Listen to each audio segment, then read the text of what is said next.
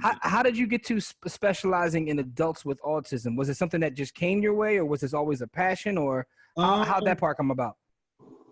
You know what? I kind of fell into it. You know, I don't have that story. Like, you know, I don't have a specific individual. Ironically, my cousin has a son on the spectrum. I didn't know that until recently. So it's interesting how that does affect us and we don't know it. And he's going to be helping me out in the future with my nonprofit. But I just had an interest in behavioral health. Like, that was my thing. You know what I mean? Like, I like that you could shape behavior and you can see the outcome of that in a very positive way. And my thing was black boys turning to be men. So I was really adamant about making my stamp in the world by giving back. So, but the autism piece, you know, it was like one of those things. Okay, I'll do that. That's new. Again, it was new, it was fresh, and I was like, I'll give it a try. And it was actually one of the hardest out of all the other sort of waiver-based programs in the state of Pennsylvania. It is probably the most challenging waiver-based program to be a part of, because you don't get a huge amount of services. Like, you know, you got all these home healthcare agencies popping up, but they scrutinize your credentials. Corey knows, he goes through it. I'll be like, it's not me, it's the state. You know, they asking for your shit again. Yes, they are. They want copies. They want to make sure, you know, and they want to look at the paperwork. They want to do this and do that. But it made me tough. You know, it really strengthened me emotionally and mentally, because again, when you take that leap of faith, and we'll talk about my experience as an entrepreneur, I didn't have a plan B. Yeah.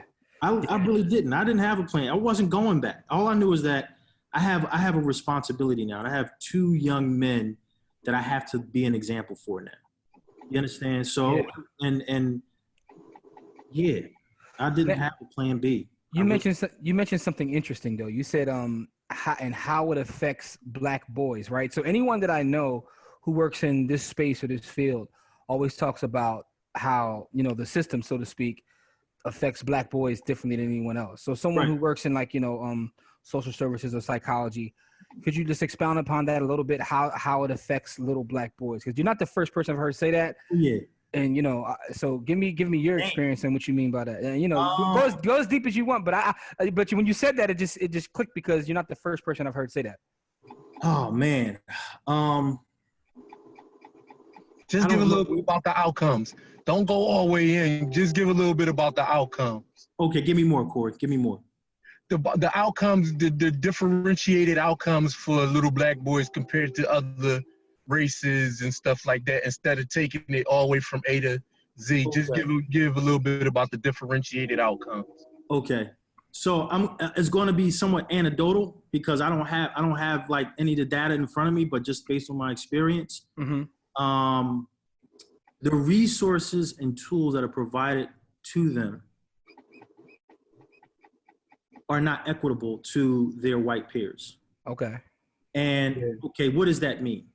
The workforce that our children should be preparing for is a workforce that's well versed in all aspects of technology. And when you go to Philadelphia public schools, middle schools, and pre-K and things like that, our school systems are dilapidated. Are the resources that the children are using are old, antiquated, and they're using technology, but really not understanding things like this. I had a class, and I asked the class, is this software or hardware? They said it's software. I said, this is hardware. The stuff that's in it is software. And you can make a career. This right here, you know, this is a phone case. You can make millions learning how to make phone cases. Do you know Gorilla Glass? Do you know it's a company that makes millions of dollars creating sand to make, these are 3 different industries right here. And they don't teach our kids this. But when you go to Haverford and Malvern and Bryn Mawr and things like that, I get the whole socioeconomic difference and things like that. They're given these tools. So when our kids graduate, when Corey's sons graduate, they're looking to be their service providers, their servants. You know what I'm saying? And so they're not looking to be industry leaders and all of that. And so it's to me, it's blatant, and it's. I'm gonna stop right there. No doubt, no doubt.